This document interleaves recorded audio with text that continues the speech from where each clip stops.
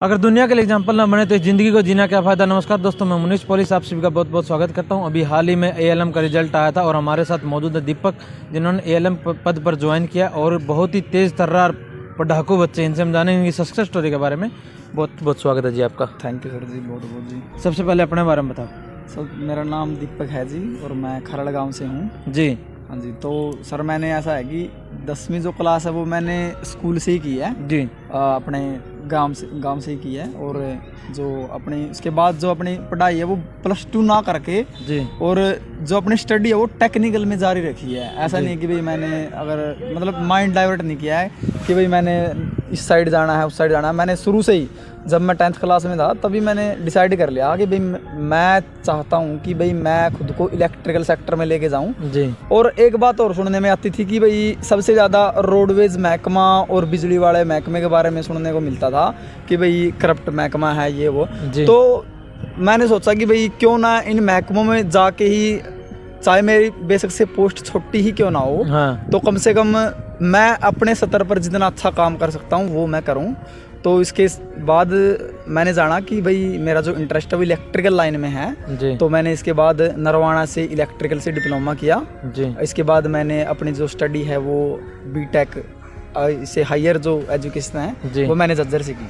तो इससे पहले कहीं जॉब की आपने? नहीं सर, जॉब नहीं की सर मैंने पहले। कोई अप्रेंटिस वगैरह इसमें मांगते हैं ना जो? नहीं, अप्रेंटिस भी नहीं, इसमें ट्रेनिंग होती है सर। अच्छा। इसमें 6 वीक की ट्रेनिंग होती है जो कि डिप्लोमा के दौरान कराते हैं जी। और जो बीटेक में क्या है जी, बीटेक में करीबन 6 महीने की ट्रेनिंग होती है। अगर हम करना चाहें तो 6 महीने की कर सकते हैं, नहीं तो फिर उसमें ऐसा भी है कि भाई अगर प्रोजेक्ट जमा कराना चाहें तो प्रोजेक्ट भी जमा करा सकते हैं जी। इसमें एग्जाम में कितना टेक्निकल सिलेबस आता है और कितना अदर आता है? ऐसा जी, पहले तो जैसे हरियाणा के एग्जाम होते थे उनमें क्या है कि उनमें पहले वाले एग्जाम में करीबन सिर्फ मुश्किल से 30% टेक्निकल सिलेबस आता था। हाँ। और जो 70% सिलेबस था वो नॉन टेक्निकल था जी। अब क्या कर दिया सरकार ने, अब 70% तो टेक्निकल कर दिया और जो 30% है ये मान के चलो आप लगभग नॉन टेक्निकल है। तो कहीं ना कहीं अच्छी चीज की है जिस हाँ, जो पद से संबंधित रखता है ना, जो भी आदमी है जो सिलेक्शन लेने जा रहा है उसको उसके बारे में ज्ञान होना चाहिए। हाँ, जो कैंडिडेट होने चाहिए जिस भी सेक्टर में चाहिए वो उसी के हिसाब से एग्जाम ले रहे हैं। कितनी एज आपकी अभी? अभी मेरी 24 है जी। 24। तो इसमें प्रमोशन का क्या रहेगा? प्रमोशन तो ऐसा है जी, जैसे कि अभी इलेक्ट्रिसिटी डिपार्टमेंट ये 3 है, DH, UH और HVPNL जी। तो इनमें क्या है कि DH और जो UH है इनमें थोड़ी लेट प्रमोशन है, हालांकि जो HVPNL है इसमें थोड़ी जल्दी प्रमोशन है। तो प्रमोशन का तो ये रहेगा, बाकी अभी देखेंगे क्या रहेगा। हाँ सही बात। बाकी डिपार्टमेंटल एग्जाम भी होते हैं उनके बारे में तो मुझे खैर इतना अभी नहीं पता है।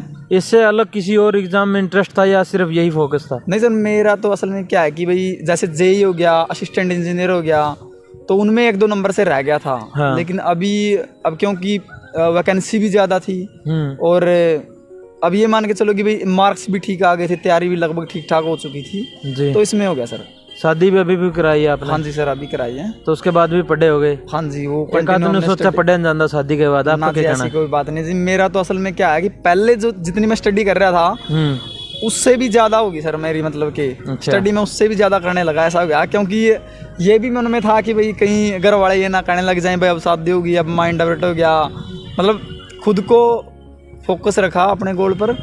हालांकि ये बड़ी बड़ी बात है, मैं गोल के ऊपर फोकस रखा, बस खुद में होता है कि भाई मतलब करना है। हाँ, कुछ तो करना है। तो टेक्निकल की तैयारी कहाँ से की आपने? टेक्निकल की तो जी जो बीटेक का और डिप्लोमा का सिलेबस है ना जी, हाँ। वो ही इतना ज़्यादा है कि मतलब कि जो छोटे एग्जाम है जैसे लाइनमैन के हो गए, अपने GSO के हो गए, उनके लिए इनमें हाँ इनमें इतना ज़्यादा वो तो करने की जरूरत नहीं है। लेकिन फिर भी जो थोड़ा बहुत है वो कई सारे यूट्यूब के जो चैनल है वहाँ से भी किया है। हालांकि सारा का सारा सिलेबस जो है वो लगभग किताबों से कवर हो गया है जी। कितने नंबर हैं आपके?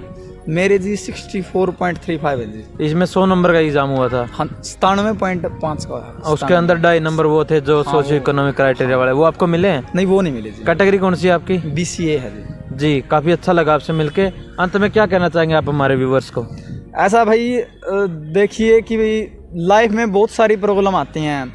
अब ऐसा नहीं है कि भाई मैं अगर मेरा सिलेक्शन हो गया तो मैं बड़ी बड़ी बातें कर रहा हूँ जी अब ये इतनी बड़ी ज़्यादा पोस्ट नहीं है, मैं भी अभी आगे और ट्राई करूँगा जिससे कि और मैं आगे बढ़ सकूँ लाइफ में। जी लेकिन मैं आप सभी को कहना चाहूँगी अपने गोल के ऊपर फोकस रखिए। ऐसा नहीं है कि दिन में आपने 2 घंटे स्टडी किया और बस भाई चलो काम चले गया। जी हालांकि वो भी अलग बात है कि भाई अगर आपको कहीं घूमने जाना है तो चलो कोई बात नहीं, 1-2 दिन की बात अलग है, लेकिन अपनी जो स्टडी है उसको कंटिन्यू रखिए। जी और मेरे हिसाब से आप भी सक्सेस जरूर पालेंगे एक दिन। जी तो इसके लिए आपको भी बेस्ट ऑफ लक। जी बहुत बहुत धन्यवाद आपका, इतना कीमती समय में से हमें 10 मिनट दिए।